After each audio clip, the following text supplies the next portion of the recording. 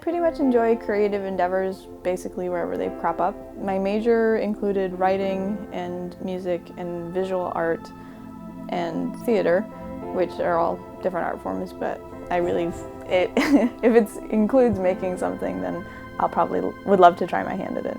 I very easily classify as a moody artist, so sometimes I am in a very strong mood where I have to draw, I have to paint something, I have to do that, or I just want to dance all day and I don't care, what else is going on, I just need to dance or play the piano or whatever. I almost always, if you see me walking around, I almost always will have a drawing notebook with me and a writing notebook, so those are like my constant companions I always have to have with me.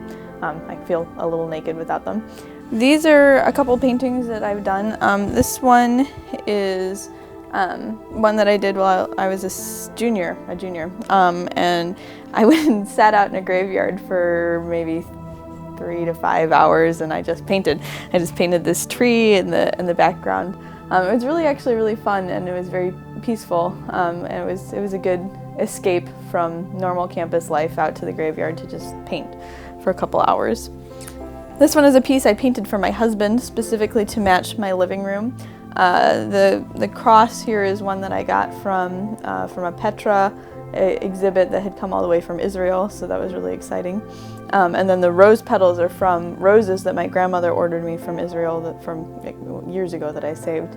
And so I did this painting for my husband. And then this one over here is one that I just am finishing. It's not actually even quite done yet. But it was a commission for a friend of mine because she wanted to send something to her daughter, and she thought that it would be pretty fun to send an original painting, so that's one that One of the things that I've always found inspiring for art is the outdoors, in particular trees and mountains and any sort of water body I find particularly inspirational. And my wonderful house has this great backyard where there's lots and lots of trees, there's a giant rock pile, and behind all that there's a swamp. And it's actually one of the most beautiful places. It doesn't smell very bad. There are mosquitoes, which is kind of a downside, but there's these two fallen trees that have fallen opposite ways, and so you have these giant, massive root balls, and so walking between these two roots, I always think of it as like the gates to the realm of fairy. I've left, random middle of my backyard and gone into the realm of fairy. And I go out and you sit on the fallen trees that hang out over the swamp, and there's tons of wildlife that'll walk around out there, and it's beautiful, it's very peaceful.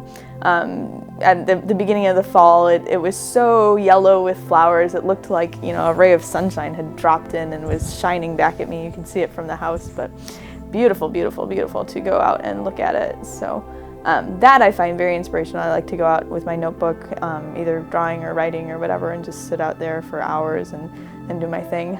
And something else that I find very inspiring is J.R.R. Tolkien. He's kind of a master craftsman at creating an entire world, and so reading his work and studying his work is something that's very inspirational. One of my favorite quotes from the Silmarillion is, "Do not love too well the works of thine own hands." And I always try and keep that in mind, because while I love making things, I love creating things with my own hands, they are only things, and they are only my small creations, and while they're important to me, they're not so important as other things. So I was homeschooled, so my parents were big supporters of creativity, so they always encouraged us to be creative in our school projects. And then I also had like 100 million brothers and sisters, so when you threw us all together, we all got really creative, and we loved to do acting games, and we'd make stuff together, and so that was just something that I learned that I really liked. And then as I got older, I started developing my craft more and more to make it, less of a child's burst of creativity and more of an artist's endeavor.